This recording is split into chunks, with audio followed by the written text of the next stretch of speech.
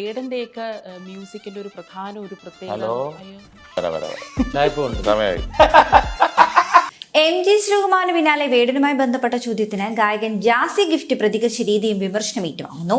പുതിയ സിനിമയുടെ പ്രൊമോഷന്റെ ഭാഗമായിട്ട് നൽകിയ അഭിമുഖത്തിൽ വേടന് സംഗീത ജീവിതവുമായി ബന്ധപ്പെട്ട ചോദ്യം വന്നപ്പോൾ ആ ചോദ്യം പോലും പൂർണ്ണമായി ഒന്ന് കേൾക്കാൻ നിൽക്കാതെ ഫോൺ കോൾ വന്നതായി അഭിനയിച്ച് മറ്റു പല കാര്യങ്ങളും സംസാരിക്കുകയാണ് ജാസി ഗിഫ്റ്റ് ചെയ്തിരിക്കുന്നത്. ഈ ഒരു അഭിമുഖം വൈറലായതോടുകൂടി വലിയ രീതിയിലുള്ള വിമർശനമാണ് ജാസി ഗിഫ്റ്റിന് ലഭിക്കുന്നത്. വേടനെ കുറിച്ച് ചോദിച്ചപ്പോൾ ജാസി കാണിച്ചത് സെൻസ് ഓഫ് ഹ്യൂമർ അല്ല, അത് വെറും ഈഗോയാണ്, അസൂയാണ്. വേടൻ എഴുതുന്നത് പോലെയുള്ള വരികൾ ജാസി ഒന്ന് എഴുതി പാടട്ടെ. ഇവരുടെ യഥാർത്ഥ മുഖം തുറന്നു കാണിച്ചതിന് വളരെ നന്ദി. നിലപാടില്ലാത്ത ജീവികൾ.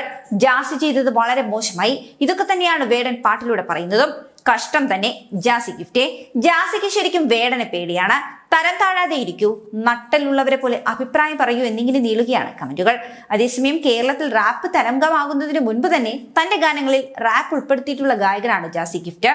ഗോഡ് ഫാദേഴ്സ് ആരും ഇല്ലാതെ തന്നെ തന്റെ സ്വന്തം കഴിവുകൊണ്ട് ഉയർന്നു വന്ന കലാകാരനായതുകൊണ്ടാണ് വേടന്റെ സംഗീതയാത്രയുമായി ബന്ധപ്പെട്ടുള്ള ചോദ്യം അവതാരക ജാസി ഗിഫ്റ്റിനോട് ചോദിച്ചത്.